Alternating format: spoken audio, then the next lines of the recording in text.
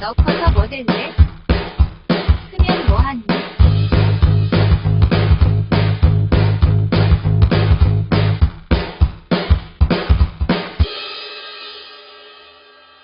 저는 오늘 아침에도 엄마 아빠에게 화를 내고 나왔어요.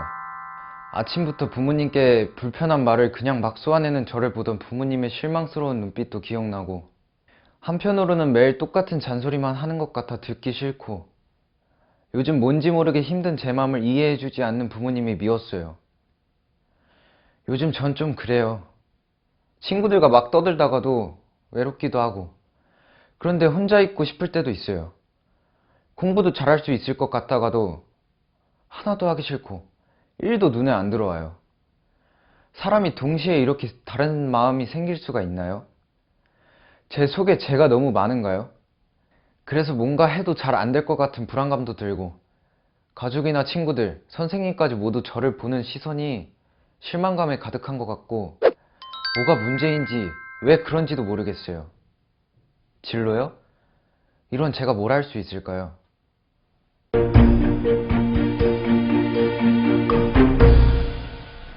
안녕하세요, 여러분. 지금까지 사춘기의 신체 변화에 관한 교육은 많았는데 사춘기의 심리적 변화에 관한 안내는 좀 부족했던 것 같아요. 이번 기회에 지금 시기가 여러분의 삶에서 얼마나 중요하고 소중한 시간인지 함께 확인해 보기로 해요. 아주 오래전에 러시아에 살았던 소설가이자 비평가이고 사상가였던 도스토옙스키는 미성년이란 소설에서 이런 표현을 했어요. 마치 두 번째 자아가 바로 옆에 서 있는 것과 같다.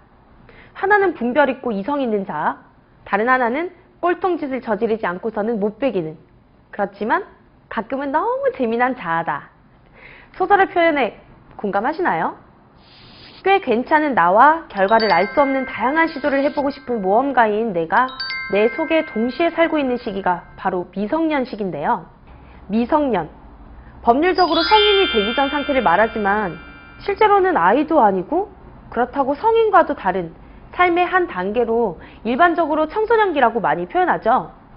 아이도 어른도 아닌 애매한 경계의 과도기라서 혼란스럽기만 하고 고민하고 있기에는 이 시기가 너무 중요하고 짧아요.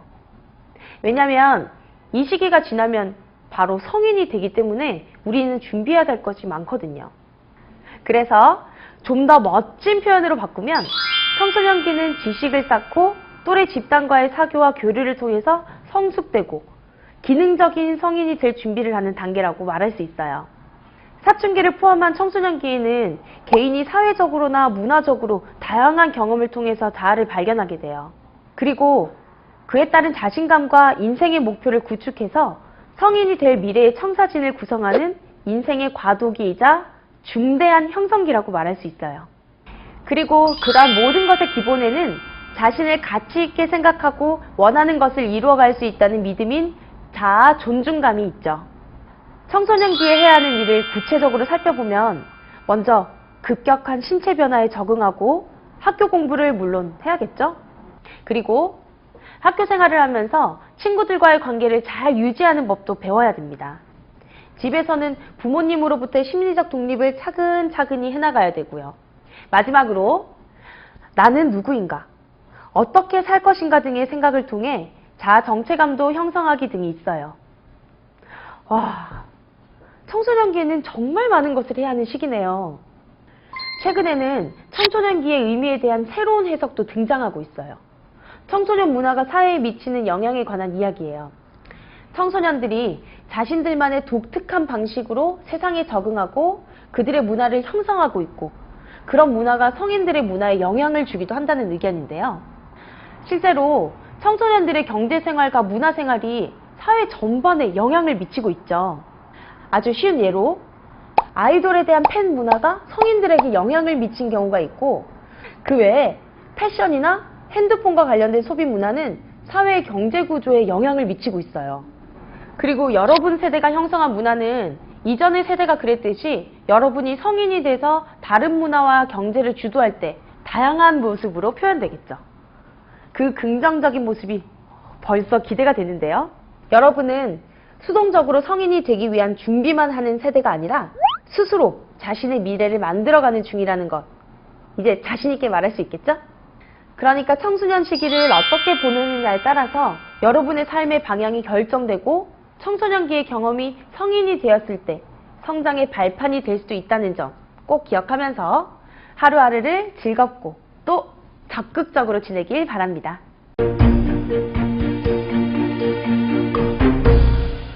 우리는 평소에 청소년기의 시작 하면 사춘기라는 단어를 떠올리고 또 호르몬으로 인한 신체적 변화를 주로 이야기하죠. 그만큼 이전과는 다른 외모 변화를 겪기 때문인데요. 혹시 청소년기에 이 외모보다 더 드라마틱한 뇌의 변화가 있다는 사실 알고 있나요? 사실 이 외모의 변화도 뇌에서 성호르몬 분비 명령을 내려서 이루어지는 거라 청소년기의 변화 주역은 바로 뇌죠. 예전에는 뇌의 변화를 확인할 수 있는 기술이 없어서 청소년기의 뇌는 성인의 뇌보다 조금 작은 것으로 생각하고 그 기능은 성인들과 동일하다고 생각했대요. 그래서 사춘기에 다양한 심리 변화를 이해하려는 노력이 없었죠. 그냥 신체 변화가 완료되면 성인과 차이가 없다고 간주했대요.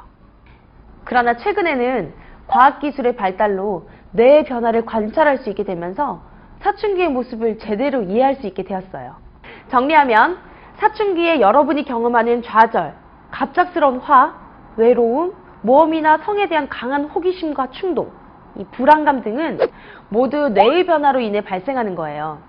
그런 모습은 여러분 자신에게도 낯설겠지만 부모님에게도 매우 낯선 모습이에요. 이런 말들 많이들 하십니다. 내 속으로 나왔지만 도통 그 속을 알 수 없다고.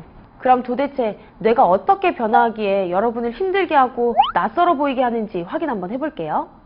오랫동안 과학자들은 청소년의 뇌가 성인의 뇌와 다르지 않다고 믿었지만 최근 10년 동안 신경학과에서는 10대의 뇌 성장에 대단한 중요한 시기이며 이때 결정적인 변화가 일어난다는 사실을 밝혀냈어요. 10대의 뇌는 이 뒤쪽에서 앞쪽으로 네트워크를 형성해요. 이 10대의 뇌는 뉴런들은 충분하지만 뉴런을 연결하는 백질은 아직 충분하지 않아요. 사춘기가 되면 회백질과 백질의 적절한 비율이 맞춰져 뇌의 기능이 좋아지는데 이때 뇌의 뒤쪽에서부터 뉴런을 연결하는 네트워크인 백질이 늘어나요. 뇌는 부위별로 다른 기능을 가지고 있어요. 뒤쪽은 감각을 빨리 받아들이는 부분, 위쪽은 운동 기능, 그리고 뇌의 앞부분은 통찰과 공감, 판단 능력과 위험 행동을 조절하는 기능을 담당해요. 아쉽게도 10대는 뇌의 앞부분인 이마엽이 미완성인 시기예요. 그러니까 우리의 뇌는 뒤쪽에서부터 네트워크가 늘어나서 발달하기 때문에 10대의 뇌는 인내, 이해, 절제, 계획에 취약한 거예요. 그래서 여러분이 이렇게 감정적으로 질풍노도의 시기를 겪는 거죠. 이제 이해가 되셨나요? 그리고 우리의 뇌는 이 시기에 이전에 없던 호르몬을 막 내뿜죠. 이 이상한, 이 전에 없던 기분은 뭐지? 그래서 더 감정적으로 혼돈이 오죠. 그런데 이렇게 갑자기 나오면 신체는 그 호르몬에 적응하느라 일정 시간이 필요해요. 마치 중학교에 처음 입학했을 때 중학교 생활에 적응하기 위해 시간이 필요했던 것처럼 말이죠. 적응하면 다 괜찮아요. 이건 여러분이 성장하며 가지는 일반적 특징이고 한국뿐 아니라 전 세계 모든 청소년들이 성장을 위해 겪는 진통이에요. 자, 이렇게 뇌 발달의 특성을 안다는 것은 효과적으로 대처할 수 있는 방법을 찾을 기회를 얻는 것과 같아요. 그 기회는 스스로 만드는 거겠죠. 자, 필요하다면 부모님과 친구에게 도움을 요청해 보세요. 나에게 5분만 줘. 그럼 다시 평온해지고 이성적으로 이야기를 나눌 수 있을 거야.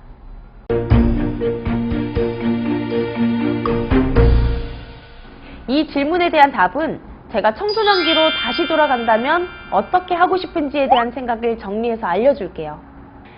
지금 저는 내 발달을 잘 이해하고 있고 참 힘들고 나도 세상도 이해가 되지 않았던 동굴 같던 사춘기를 통과했으니까요. 여러분에게 가장 먼저 이 말을 전해주고 싶어요. 아주 사소한 생각조차 영향을 미쳐서 뇌 구조를 바꿀 수 있습니다. 그럼 친구들이 어떤 점을 바꾸고 싶어 하는지 하나씩 살펴볼까요? 다른 사람을 잘 배려하는 사람이 되고 싶나요? 그러면 하루에 한 번 이상 만나는 사람을 배려해 보세요. 상대의 눈빛에서 여러분이 괜찮은 사람이라는 걸 확인할 수 있을 거예요. 논리적으로 말하고 싶나요? 그렇다면 다른 사람의 말을 제대로 듣기 위해서 노력해보세요. 그리고 자신이 어떤 식으로 표현해야 논리에 맞을지 충분히 생각한 후에 핵심만 천천히 말하세요. 처음에는 서투르고 어색하겠지만 점점 성장하는 자신을 느낄 거예요.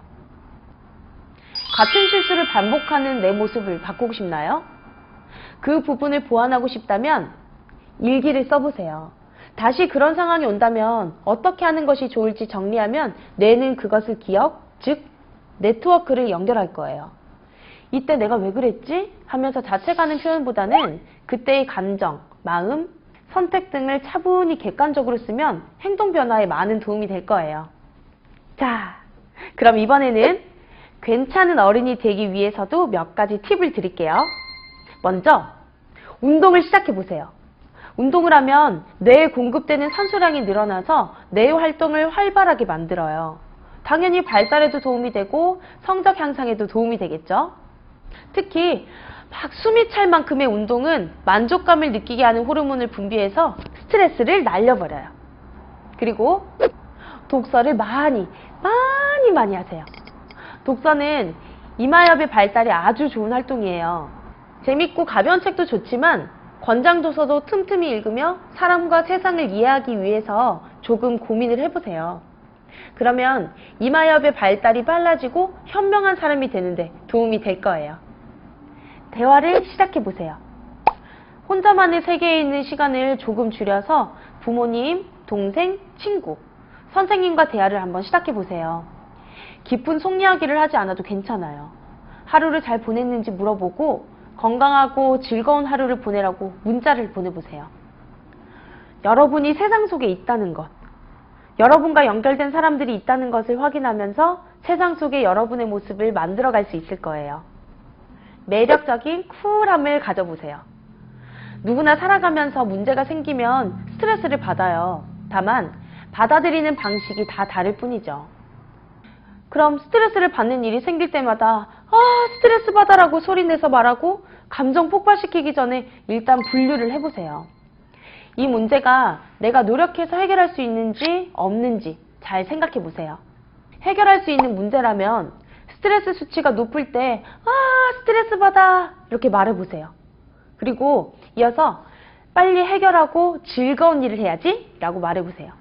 말하는 대로 감정과 행동이 이어질 거예요. 반대로 내 노력으로 해결할 수 없는 문제라면 그냥 내버려 두세요. 친구랑 만나기로 했는데 친구가 갑자기 나오지 않는다? 어쩌겠어요. 그냥 그런가 보다 하는 수밖에요. 수학여행을 가는데 비가 와요? 어쩔 수 없죠. 스트레스 받는 나만 손해겠죠? 마지막으로 늘 반듯한 자세를 유지해보세요. 자세에 따라 여러분을 바라보는 사람들의 시선이 바뀌고 여러분의 마음가짐도 달라진다는 거 잘 알고 있죠? 중요한 것은 실천입니다. 청소년기, 혼란스럽고 때론 고통스러운 시기이지만 여러분이 원하는 모습의 성인으로 변화해 나가는 매우 중요한 시기라는 점을 기억하고 스스로의 모습을 만들어 나가세요.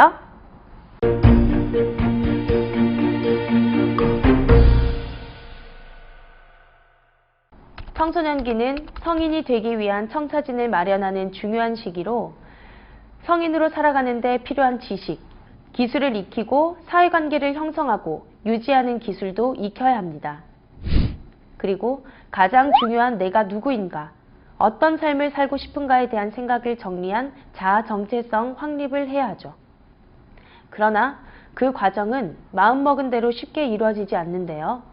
청소년기 초기에 감정 기복이 심하고 당혹스러운 모습은 모두 뇌 발달의 특징으로 설명할 수 있는 부분입니다. 뇌는 가소성을 가지고 있어서 학습과 경험의 양과 질에 따라 네트워크를 형성합니다. 그리고 청소년기는 평생 사용할 뇌의 기틀을 잡는 시기이므로 이때 자신이 어떻게 하느냐에 따라 내가 원하는 대로 나의 미래를 만들어갈 수 있습니다. 자신의 삶을 계획하고 그 계획을 실천하며 성장을 거듭하고 스스로에게 만족하는 삶을 살 수 있도록 노력하시기 바랍니다.